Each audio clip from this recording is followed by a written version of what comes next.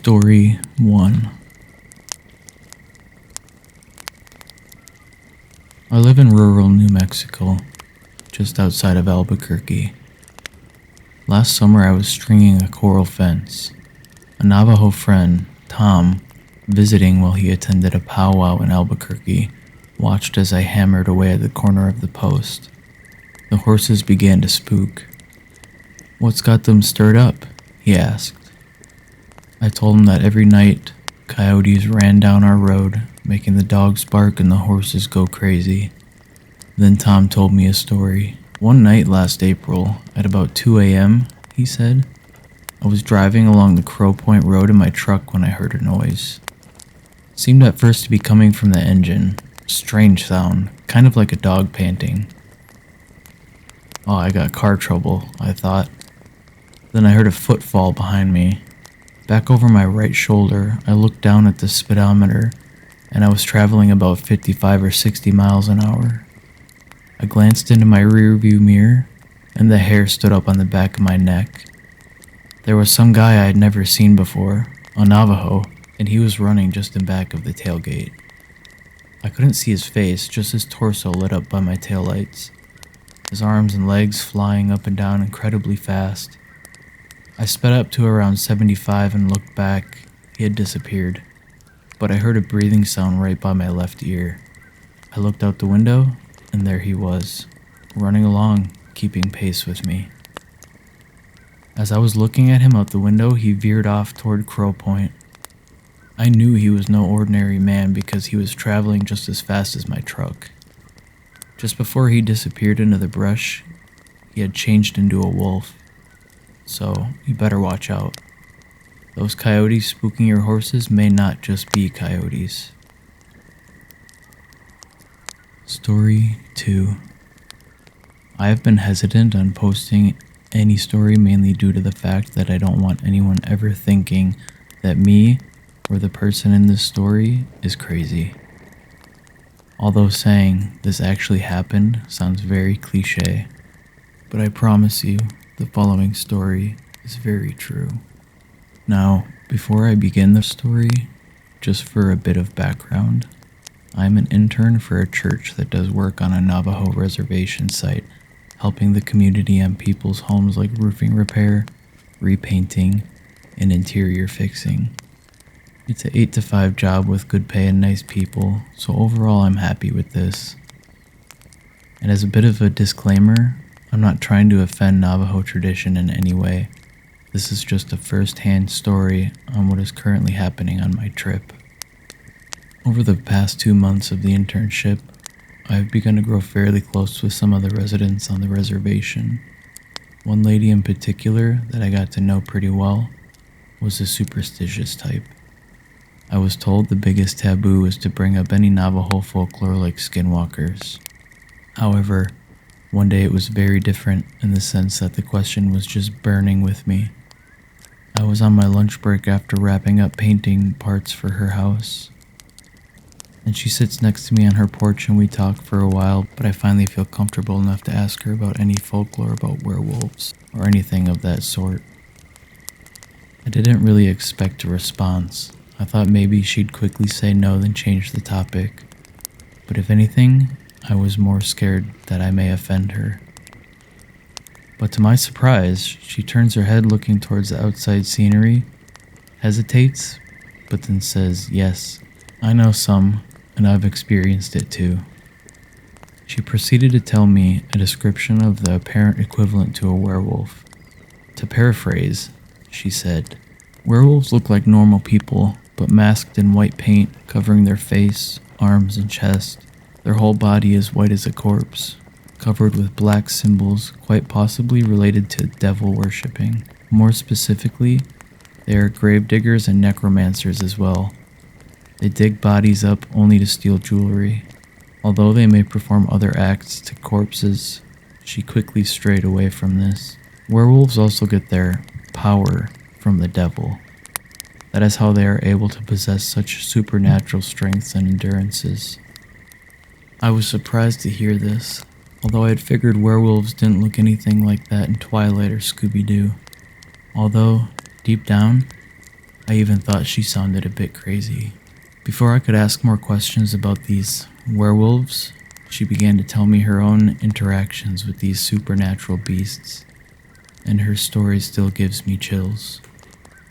She explained that one day her and her husband were driving on the curvy roads alongside the mountains, only to find a woman with her face covered by her hands, and she was kneeling in the middle of the road, appearing as though she was crying. The woman looks up towards the car's headlights to reveal the very same white paint and sacrificial symbols mentioned previously. Her husband honked his horn and quickly slams on the brakes, only to be too late and hears a loud cracking sound of the woman's bones and splash of blood all over the windshield. Once her and her husband stopped the car safely and processed what the hell just happened, they quickly run over to the spot where they hit the woman. However, once they reached the spot, there was no body. But not only that, there was no trace of blood either. Puzzled by what the possible explanation could be for this occurrence, her and her husband drove back home trying to neglect the thought that they just witnessed a werewolf. However, being the non-paranormal believers they were at the time, they tried to just close the occurrence off as them just losing their minds. As interesting as her story was, this got me thinking. Is it possible for this werewolf story to be true? Or is this her own way of describing a skinwalker or other supernatural phenomenon because she didn't think I knew what a skinwalker was? This question kept circulating through my head. So as you could expect, the following nights made it harder for me to sleep comfortably. Because of that, during the workdays, I would feel more and more mentally drained, almost paranoid. At the end of the week, at around 6 o'clock, I was sitting in the car driving back to the church site and was in the mental state of mind where I was half awake and half asleep. My buddy was driving and claimed that he wanted to pull over to the gas station that was near the church to grab a couple of snacks to munch on during our debrief. Since I was too tired to argue, I said fine and laid my face against the window and tried to doze off while waiting for my friend. However, I had the weirdest feeling that I was being watched. So naturally, I opened my eyes and looked out the window. I saw nothing. However, when I turned my head out of the corner of my eye, I thought I saw a little white figure. Just as the woman described previously, I looked back and there was nothing, but I swear I saw something. Since it was beginning to get darker outside, I quickly sat up in my seat and readjusted my vision. But when I looked back out the window, it was almost as though the figure vanished. Perplexed, I stepped outside of the car and looked around, but there was no trace of a creature even existing. My buddy comes back to the car and questions what the heck I was doing. Debating whether or not I should tell him, I decided to just say, "Oh, I'm just getting some fresh air. Let's head out." The following days have been even worse for me. My mood is getting worse. I'm feeling way more paranoid that something is out there. And at night, I can almost swear that I hear a scream far in the distance. Everything outside just looks 100 times scarier too, because there is barely any outside lights on besides the moonlight. So everything has more of an exaggerated experience. But believe me, I know I sound crazy. But the worst part is that if I tell anyone, they'll think I'm crazy too.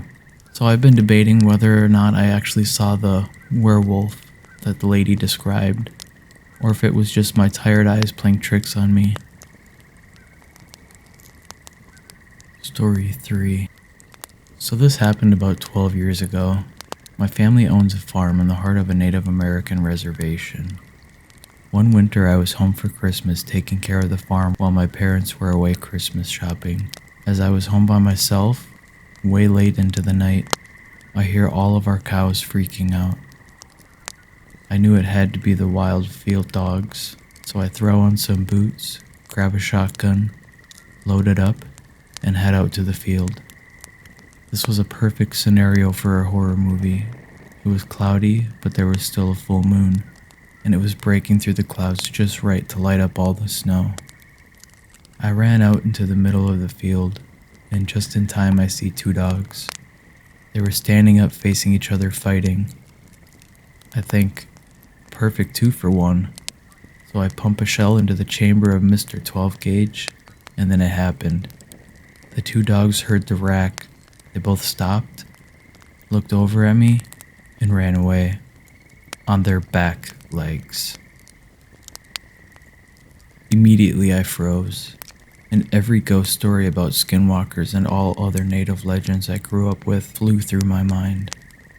Keep in mind, I'm a white guy, and up until then, these were all just boogeyman stories the native kids like to tell to scare us.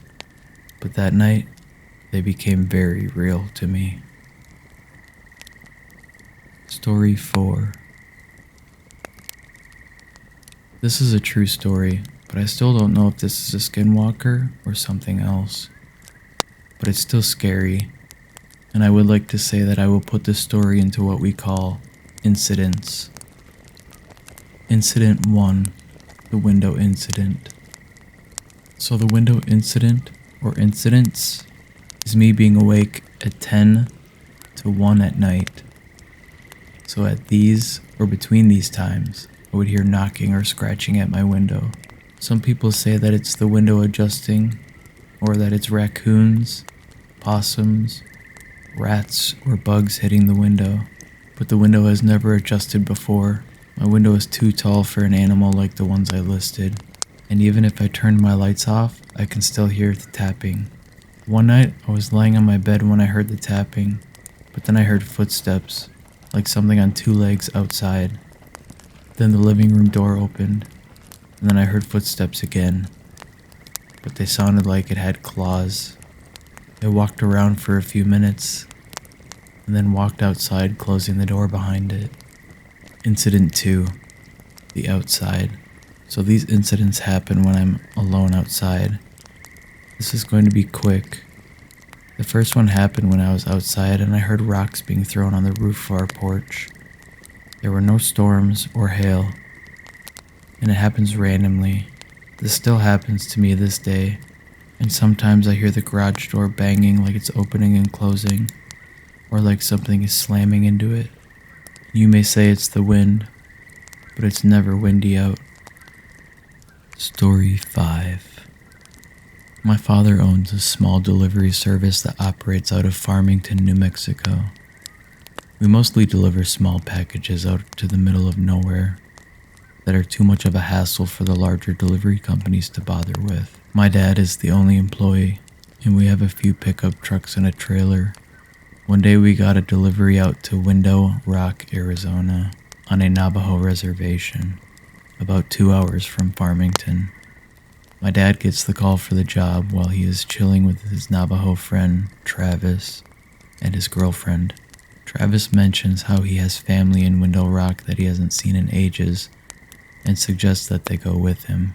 I was about 6 or 7 at the time, and it was the summertime, so Dad decides we'll go down together. He can do his delivery really quick, then while Travis sees his family, we can go check out the Window Rock, a big rock face with a large hole in it that goes over to the other side.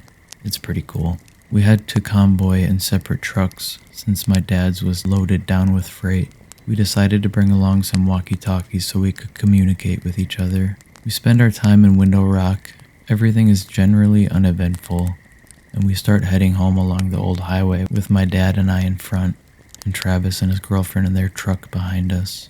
I honestly don't remember most of the Window Rock trip, but this next part, I can never forget.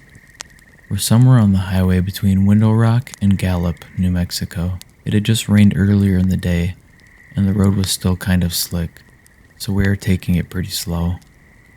On the left of the highway there is nothing but sandstone cliffs, and on the right there is a huge field separated from the road by a small barbed wire fence. We crest the top of this hill, and down at the bottom of the hill we see what appears to be a very large dog sitting back on its haunches in the middle of the road facing the cliffs. My dad calls over the radio. "Hey Trav, do you see that big ass dog?" Travis starts yelling back over the radio. "That is not a dog. Speed up right now and hit it." He sounds almost hysterical. He just keeps screaming, "Hit it. JJ, you have to hit it. Please. Please hit that thing right now." So my dad starts to speed up, and as we get a bit closer, I can begin to see it a little more clearly. It's covered in this brown, wiry, matted hair that appears to have dried blood all over it. It's still facing the cliffs, but at the moment our headlights hit it, it turns and looks at us, and it has a face. I don't know how else to describe it other than a mix between a bear's and a human's face. It looks twisted and distorted and almost in pain.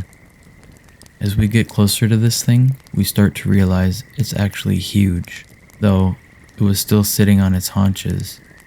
It was about shoulder height with the hood of the truck. We get literally inches from hitting it when it lets out this scream that sounds like someone screaming as their lungs were filling with water, and it leaps backwards towards the field, landing just on our side of the barbed wire fence. Then with another leap, it's gone from sight.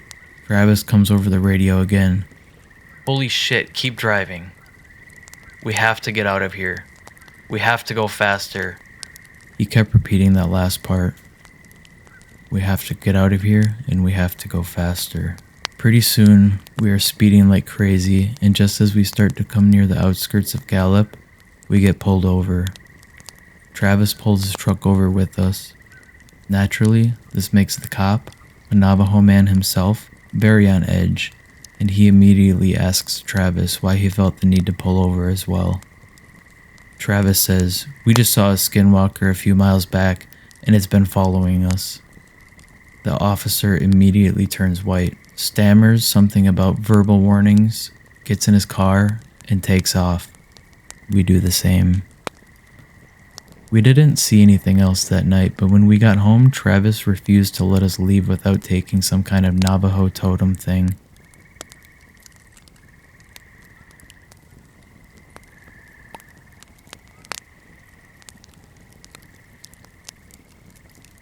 Story 6.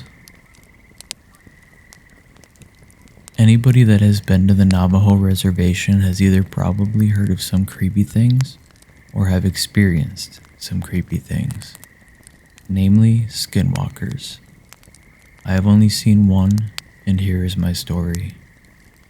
I come from a small town in northern Arizona that's sandwiched between Paiute Reservation to the north and North America's largest Navajo reservation to the south.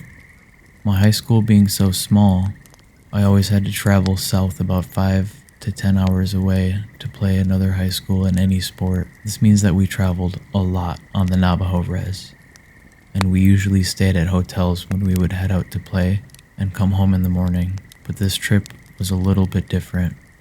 I remember the basketball coach saying that the school didn't have enough money to put the teams in a hotel that trip, so we were going to be on the road for a total of 12 hours. I was the only male senior to play basketball that season.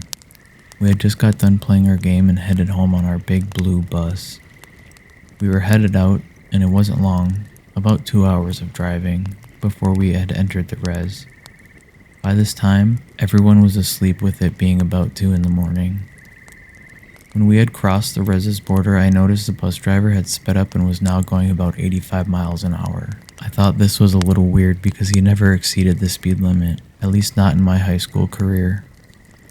For some reason, I couldn't fall asleep like the rest of my teammates, and I just sat at the back of the bus staring across the desolate desert landscape that was lit up by the full moon. As I looked out, I could see a figure running towards the bus at an angle of pursuit and keeping up with the bus at 85 miles an hour. As the figure got closer, I saw that it was a humanoid form. As a matter of fact, it looked exactly like a human, only that the face was painted half black and half white with glowing eyes. Glowing eyes like a rabbit's eyes reflecting light from a spotlight. I immediately thought, "Holy crap, this is a skinwalker." The skinwalker ran up to the edge of the road and just kept pace with the bus, hurdling sagebrush and rocks while staring at me. After I made eye contact with the thing, I could not look away. It was as if something was holding my head and my eyes in place. The skinwalker just smiled at me with this inhumane smile that went ear to ear, showing crooked, yellow pointed teeth. I felt like I was going to throw up and I was panicking through the whole ordeal. The skinwalker started to crumble down on all fours, still keeping up with the bus. I could see his bones crack and reform, Hair started appearing all over the skinwalker's body, and in about 3 seconds was now a coyote, and it ran back off into the desert out of view. As soon as it was gone, I ran to the onboard bathroom and puked a mixture of food and blood. I didn't want to tell anyone for the fear that they would think I was crazy. I confided in my Navajo friend. She told me that I needed to see the chief, who also happened to be a friend of mine, and get a blessing. I saw him the next school day in the parking lot. He just came up to me and mumbled something in Navajo while waving a feathered scepter-like thing, turned around, got in his truck, and drove away. To this day, I haven't seen another skinwalker. It might be due to the fact that I moved from that town and res. And if I do have to go south, I go around. Way around. Story 7. This all happened about 5 years ago. One night, a few of my friends and I decided after a night of hanging out that we would go on an adventure at about 3 a.m. We took a ride about 50 miles to this old Spanish ruin in New Mexico that was once the seat of the Inquisition. I can't for the life of me remember what this place is called. So we jumped the front gate to the place and started exploring. One of my friends brought a flute with him and started playing it, and about 30 seconds into this, something started screaming really loud on the tops of the long destroyed walls of this place. It was going from wall to wall really quick, screaming the most blood-curdling scream you could ever imagine. We noped out of there and drove for a few hours to Bandelier National Monument, where we planned to camp out for the rest of the weekend. We got to Bandelier at probably like 6 or 7 a.m. and set up our camp. After a few hours just talking about what the hell happened at the ruins, I went to use the bathroom about 300 feet from our camp. This is where everything starts getting a little fuzzy. I remember seeing 2 dust devils coming my way, and when I turned around again, 2 of my friends were there and they were motioning me to follow them. I couldn't help but to follow them, like I was being pulled behind in shackles. I followed them for what seemed like 10 or 15 minutes and then I snapped out of it. These weren't my friends. They had bright red hair, with my friends' faces and cat's eyes. Both of these friends were brunette. I stopped walking and they looked at me with probably the most terrifying gaze I've ever seen. Monsters in movies are nothing compared to this. I turned around and ran as fast as I could back the way I came from.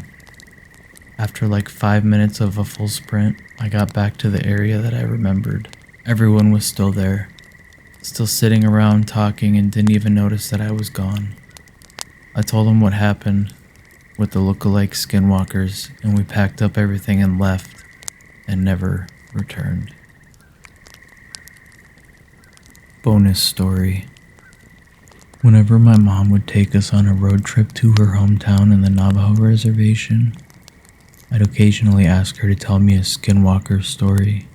I remember every story she's ever told me while we were driving through miles of nothing at night. Luckily, nothing ever happened to us during those drives. Anyways, this is one of those stories, and it came from my aunt.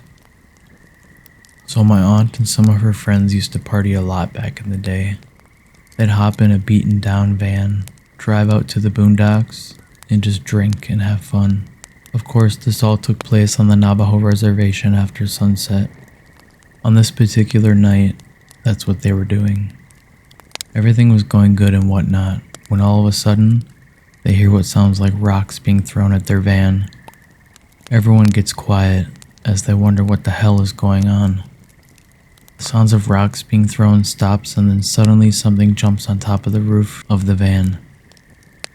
I should mention my family owned a white van that we would use for road trips because it had enough room for all my brothers and me. So imagine young me being told the story in that van. Everyone starts panicking as the realization sets in and hurry to lock all the doors. My aunt jumps in the driver's seat and tries to start the engine. Of course, the beaten down van refuses to start. Whatever is on the roof is still up there making banging and scratching noises.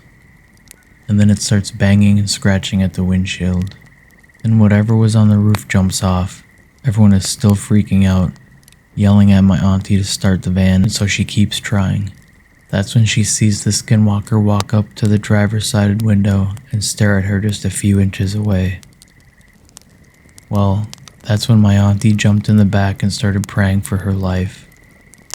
Minutes passed, and the skinwalker appears to have left. My aunt hops back in the driver's seat and gets the van to start eventually, and off they go. And they never return back to that area to party again. Thank you guys so much for watching tonight's story time video. Make sure you guys are liking if you liked the video, and if you haven't already, hit that subscribe button. I plan on doing many more of these. Also, make sure you're checking out our other videos. This is a all things paranormal channel. I go ghost hunting to haunted locations, and we also do spirit box sessions for people, and we are often live on TikTok, so make sure you guys are checking us out. Thank you so much. Stay safe and stay healthy.